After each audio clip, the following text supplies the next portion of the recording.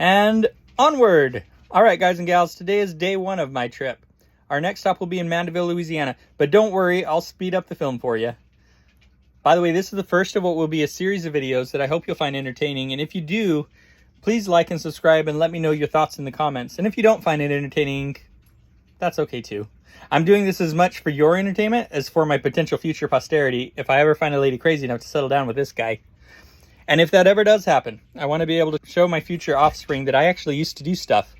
So, with that introduction out of the way, let's get into it. So, Mandeville, Louisiana is a smallish town just north of New Orleans on the north side of Lake Pontchartrain. About a year after Hurricanes Katrina and Rita devastated the area, we came and cleaned up debris clogging several of the bayous in Mandeville, Madisonville, Covington, and the surrounding area, which was slowing water drainage from homes and businesses.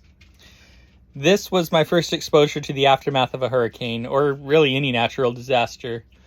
I live in Florida now, so I'm more familiar with them than I'd like to be. But I remember that the whole area was still like a ghost town, even a year later. The businesses that had reopened were offering huge signing bonuses to try and draw people back.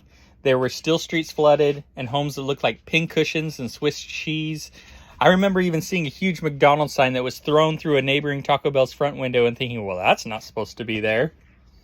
My main job here was to operate the machinery, mostly a skid steer like the one pictured here, and occasionally the log picker here, as well as a big winch and an excavator. And sometimes I went off into the woods for a potty break. I think that's what I'm doing here. I never got to run this monstrosity though. I don't even know what it's called, and I've never seen another one before or since. Hey, little brother. In some places, we had to use these Marston mats or perforated steel planking, which I picked up from an Army surplus store so that we could move our equipment from place to place. These mats were developed just before World War II, primarily for the quick construction of temporary airplane runways and landing strips. But they were no match for some of this waterlogged soil. This was where we camped during the job. Oh, this poor skid steer. Our foreman had the crew working on a particularly plugged up section of the bayou, which was taking some time, so he sent me downstream in this skid steer to plow the road ahead. Well, I was doing my thing downstream, and then I noticed the water level starting to rise pretty fast. Evidently, they successfully unplugged the sink upstream, and I kid you not, my skid steer started floating downstream until I was finally able to get it sort of out of the water. Should have seen that coming. On these, the air intake is low and at the rear, so I was trying to back up the bank of the creek to keep the air intake out of the water.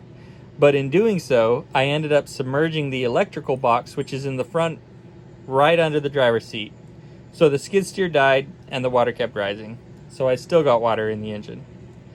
We got it mostly fixed, and it ran pretty good after that, but it smoked a lot ever since. Oh, and this, sadly, was the last new truck my dad ever bought. Up until this point, he had bought a new one every 2 or 3 years, but after a careless driver turned right in front of him and totaled his truck, I think he just never fully recovered financially. This was a cool truck, though. It had a Jake brake, not the little button on the dash that the new ones have that are super quiet. This thing was loud and proud. Anyway. Well, it's been a little slower going than expected, and I'm not even sure I can find the places we worked before and don't want to drive around searching for them with the trailer attached, so I think I'll just stop for the night at a Cracker Barrel. For some of the newbies, some, but not all, Cracker Barrels and Walmarts allow you to overnight in their parking lots. My favorite app to find them and other camping spots is RV Parky. It's free, and you can filter and search for specific stores in your area. It's not always accurate, so I like to be polite and ask when I arrive. Speaking of polite, there is an unwritten etiquette in using these types of places. For example, don't set up your chairs, awnings, rugs, fire pits, grills, cornholes, or whatever.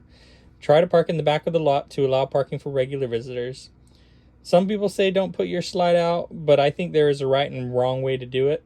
I like to park with the driver's side next to the little islands so that I can extend the slide without taking up another person's parking spot. In some of our campers, it's just too tight to get to the restroom with the slide in. Let me know in the comments, by the way, if you know of another app that you find useful. By the way, I stopped at a Walmart in Hammond rather than the Cracker Barrel I showed on the app in Covington because I needed to pick up a few things anyway. And now I'm going to bed. Also, happy birthday to me! Well, thanks for watching. Please let me know in the comments if you have any questions or some comments to add to the conversation. Thanks again, and we will see you in part 2.